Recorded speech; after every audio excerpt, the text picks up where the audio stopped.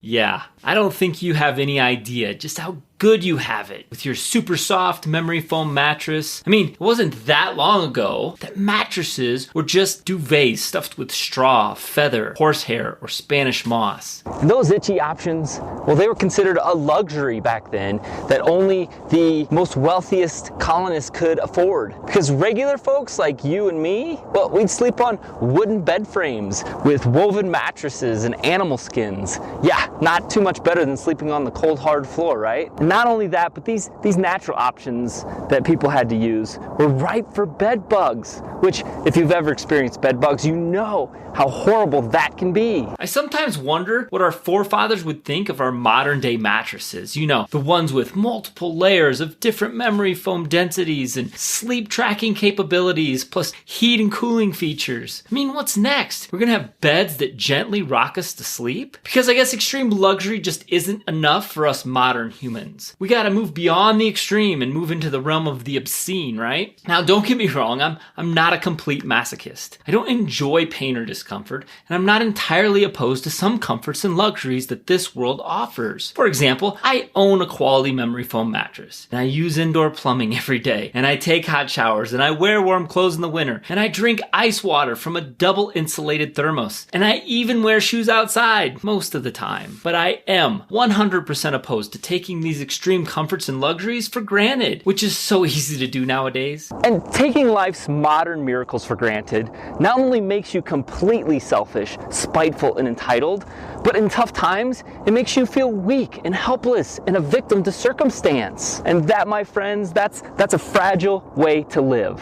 Because being selfish and envious and entitled, they're not virtues that create happiness and contentment and peace in your soul. They do the opposite. So to avoid this fate, we must make an effort to keep comfort and luxury in their proper place. Something to be used and appreciated, but never assumed. And the only way I know how to do that is to give up some comforts on purpose from time to time. Because doing that, it cleanses your comfort palate. It reminds you that there are much worse things in this world than some occasional discomfort. And if you lose sight of this fact, if you end up with a never-ending, never-fulfilling race to more and more comfort and luxury, you miss out on the intense feelings of gratitude and appreciation, which are both cornerstones to a happier, content-filled, resilient life. And missing out on those resilient virtues, it's a shame because ungrateful, hateful people are often both mentally and physically weak. And I have a special name for these folks. I call them the fragile masses. They're soft, and they expect everything to be comfortable and easy.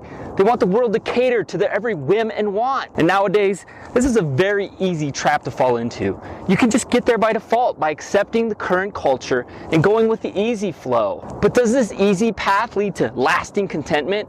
Is this the way to happiness and fulfillment? Well, the answer to that question is no. To appreciate your life, you must actively swim against the lazy current. Plus, by doing challenging things, you add strategic contrast to your life to help you enjoy it more, because that's the only way to get the most joy out of your experiences. You need to know the contrast between both sour and sweet in order to fully realize the intensity of both. That's why today I want to challenge you to forego your mattress for a few nights and sleep on the hard floor. Okay, in these challenge-based YouTube videos, we go over 3 options. You can do a basic challenge, an intermediate challenge, or an advanced challenge, okay? So let's start with the basic challenge. Try sleeping on the floor for 1 night. Choose a floor with carpet or with a rug if you want, but spend 1 entire night without a traditional mattress. Yes, you can use a pillow and you can use a blanket if you'd like. I'm not that mean.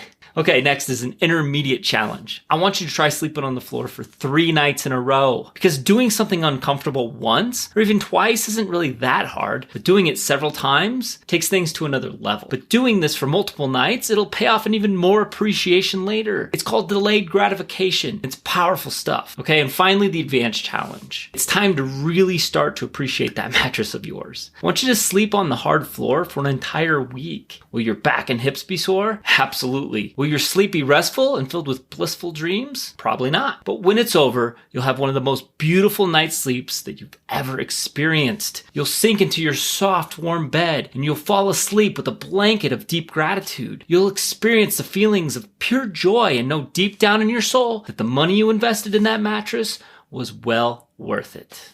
Now, if you want to take on some other challenges in your life to keep this ball rolling, I highly recommend you check out this video here on taking a cold shower, or this video here on detaching from electronics. Till next time, prepare, adapt, and overcome.